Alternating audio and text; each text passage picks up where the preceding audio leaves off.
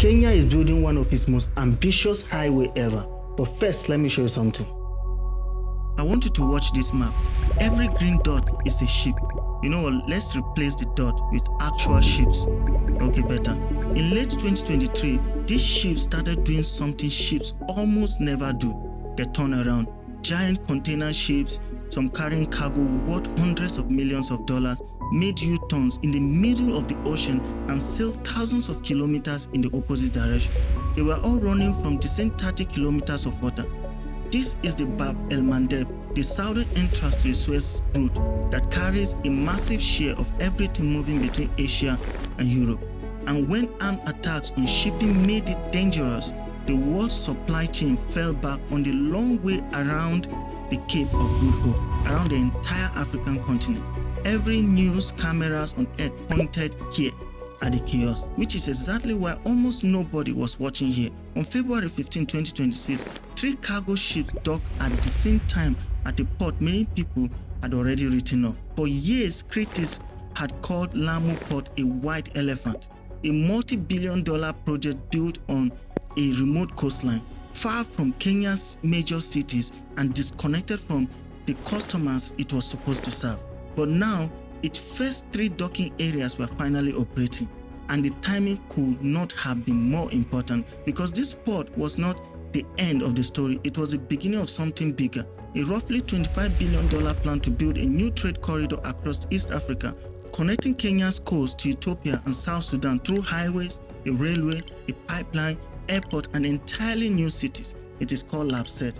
On a map, it looks almost impossible, but this port is only part of the story. The bigger story is a highway being built behind it, a major transport corridor stretching across northern Kenya toward Ethiopia and South Sudan. The port is where the cargo arrives, but this highway determines where the cargo goes next. The scale of the project becomes clear as soon as you leave the coast, across some of the most remote and difficult terrain in East Africa. This corridor stretches for hundreds of kilometers. Some sections are already complete, others are still under construction. It begins near the port, a town called Mokowe, with newly paved roads built for heavy freight, cutting through communities that went for decades without reliable road connection.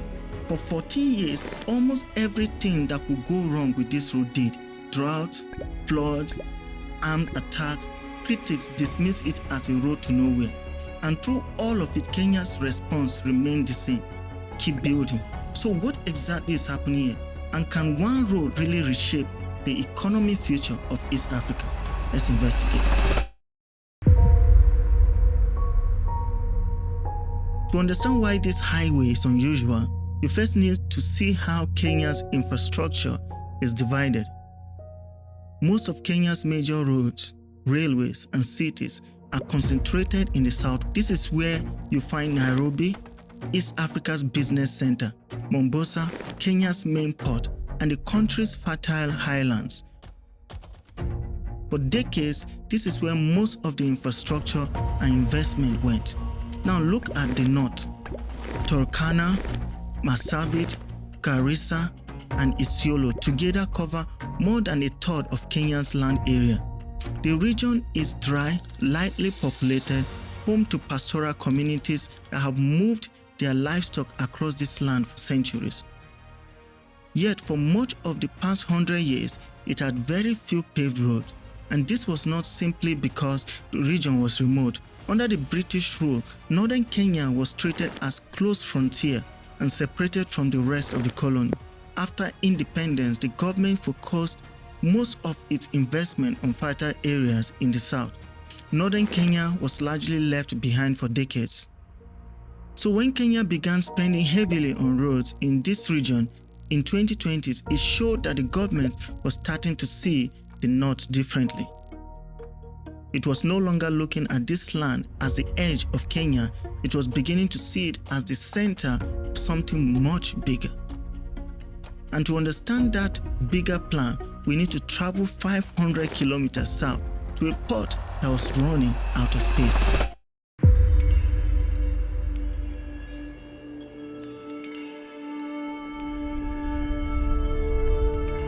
This is Mombasa. For more than a century, it has been one of East Africa's main gateways to the world. It is Kenya's largest port and an important entry point for goods heading to Uganda, Rwanda, Burundi, Eastern Congo, and South Sudan. But that is also the problem. One port is carrying much of the trade for an entire region. In 2025, Mombasa handled more than 2 million containers and was operating close to its full capacity. During the worst period of congestion, ships have waited offshore and trucks have remained in queues for days. Every delay adds to the price of goods across the region. Mombasa has expanded several times, but demand keeps growing. But the congestion is only part of the problem. The bigger issue is a country that have no direct access to the sea. This is Ethiopia. It has more than 130 million people, making it the most populous landlocked country in the world. But Ethiopia was not always cut off from the sea. In 1993, Eritrea became independent, taking the entire coast with it. Since then, more than 90% of Ethiopia's trade has passed through one small neighbor, Djibouti. Most of it moves through a single road and rail corridor. One route carrying the trade of more than 130 million people to the northwest of Kenya is even more difficult situation. South Sudan, the world's youngest country, depends heavily on oil for government revenue. But every barrel must travel through a pipeline crossing Sudan, a country that has been at war since 2023. That pipeline has been damaged and disrupted several times, and when the oil stops moving, South Sudan's economy is brought to a standstill. Put these three problems together: a major port running close to capacity, a huge country with no coastline, and a young nation with no reliable alternative route. All three problems point to the same place, this bay, and the vast open land behind it. That is why Kenya's planners decided to build something much bigger than just another road, because the highway you saw at the beginning of this video was never designed to walk alone. If you like what I'm doing on this channel, please like and subscribe, and let me know in the comment section if you think this highway Kenya is building is going to totally transform East African trade. Now back to the video. Three presidents stood on the Kenya's coast: Kenya's Mwai Kibaki, Ethiopia's Meles Zenawi, and South Sudan's Salva Kiir, and launched the framework this highway belongs to, a program called LAPSSET, the Lamu Port, South Sudan-Ethiopia Transport Corridor. And this is the moment the mystery flips, because once you see the full blueprint, you will realize this was never a highway project. A highway is one organ in an entirely new economic body. At the coast is Lamu, a new deep sea port. Earlier LAPSSET plans proposed space for 32 ships to dock, while Kenya's Port Authority current plan includes 33 docking spaces. The first 3 are already operating. Because Lamu is deeper than Mombasa, it can handle larger cargo ships. From the port, the corridor spreads inland. A highway network branches from Isiolo towards Ethiopia and South Sudan, one route heading north, the other west. A standard gauge railway is also planned along much of the same route. There are plans for an oil pipeline from Kenya's Turkana Oilfield International Airport, new resort cities in Lamu, Isiolo, and around Lake Turkana, and power line running along the corridor. The original program was estimated at roughly $25 billion, although cost and individual components have changed over time. A Kenya-led program run by an authority that reports directly to the president. We've told the full story of this corridor on this channel before. You can find the link of that story in the description. But today we are staying with the question this video started with, because the highway is where the whole plan is really tested. A port needs cargo, a pipeline needs oil, but a road needs something much simpler: people and businesses at the other end who actually want to use it. So the corridor serves several goals: opening up northern Kenya, giving South Sudan another route to the sea, and supporting Kenya's oil industry. But the biggest commercial opportunity depends on one thing, one country choosing to use it.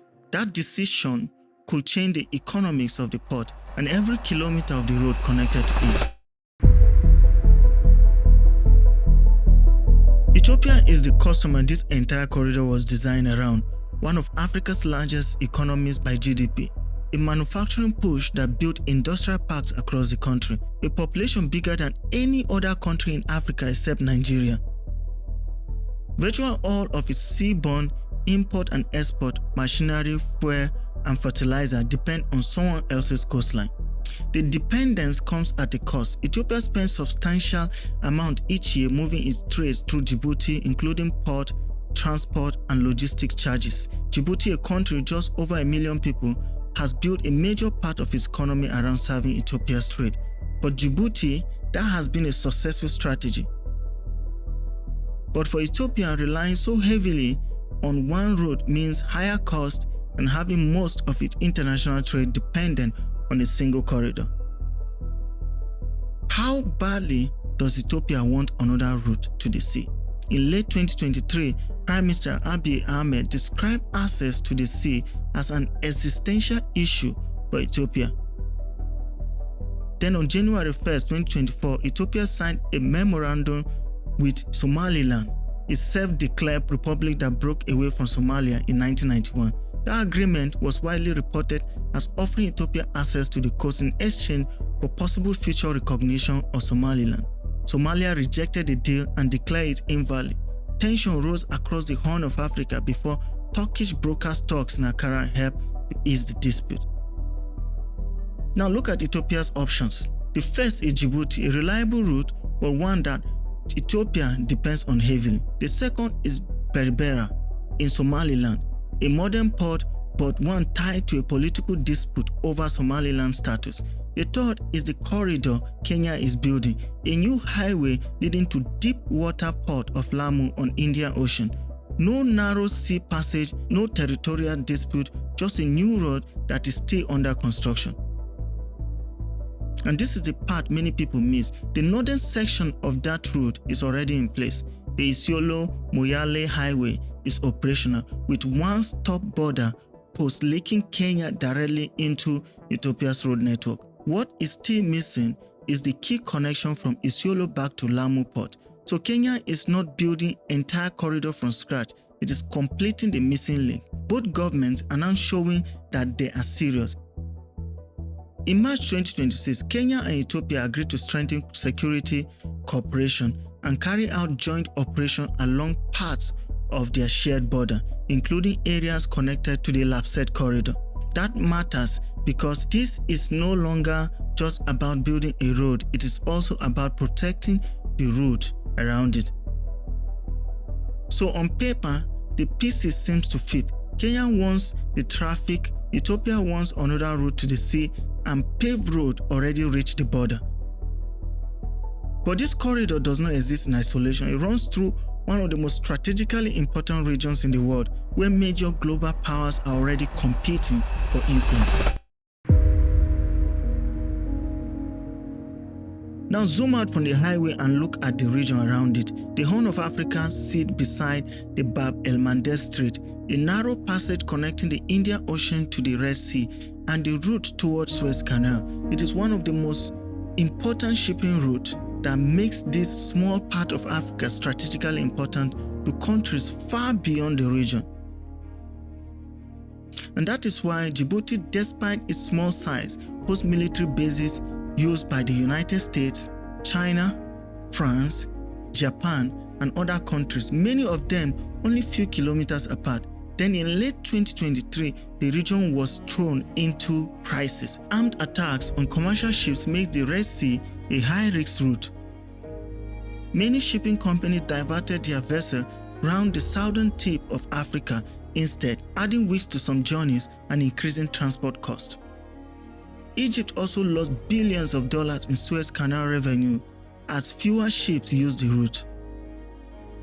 That changed how companies look at ports in the region. Ports inside the Red Sea became riskier, while deep water ports on the open Indian Ocean became more attractive.